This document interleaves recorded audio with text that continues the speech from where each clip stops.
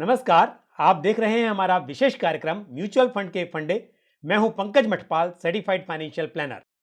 वैसे तो किसी भी open ended mutual fund scheme से आप जब चाहें तब पैसे विड्रॉ कर सकते हैं, लेकिन यदि आप ये चाहते हैं कि जिस तरह से आपकी सैलरी एक पर्टिकुलर डेट को आपके बैंक अकाउंट में क्रेडिट हो जाती है, उसी तरह से यदि म्यूचुअल फंड से भी पैसे अपने आप जो डेट आपने डिसाइड की हो उस डेट को आपके बैंक अकाउंट में क्रेडिट हो जाएं, तो उसका एक तरीका है एसडब्ल्यूपी यानी कि सिस्टमैटिक विड्रॉल प्लान।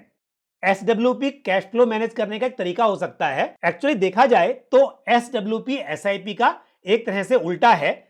जिस तरह से एसआईपी में आपका बैंक अकाउंट डेबिट होता है और उसके सामने आपको म्यूचुअल फंड की यूनिट्स मिलती हैं, यहां पर जब आप एसडब्ल्यूपी करते हैं तो म्यूचुअल फंड्स की यूनिट्स रिडीम होती हैं और पैसे आपके बैंक अकाउंट में आ जाते हैं। आपको हर महीने कितने पैसे चाहिए और कौन सी तारीख को चाहिए ये आप डिसाइड कर सकते हैं और फिर उस आधार पर एक म्यूचुअल फंड स्कीम में पैसे इन्वेस्ट करके वहां पर एसडब्ल्यूपी सेटअप कर सकते हैं।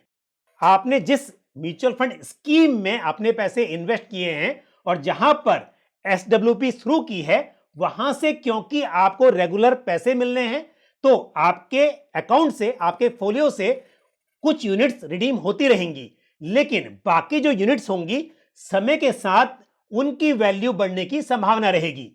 एक एसआईपी और एसडब्ल्यूपी के कॉम्बिनेशन को एक रिटायरमेंट प्लानिंग के रूप में भी देखा जा सकता है, यानी कि पहले एसआईपी के जरिए पूंजी जुटाई जा सकती है और फिर उस पूंजी में से एसडब्ल्यूपी शुरू करके रेगुलर इनकम पाने की प्लानिंग की जा सकती है। और यदि एसआईपी करने से चूक भी गए तो किसी open ended mutual fund scheme में लमसम पैसे इन्वेस्ट करके वहां से एसडब्ल्यूपी शुरू कर सकते हैं। म्यूचुअल फंड के फंडे के आज के एपिसोड में इतना ही।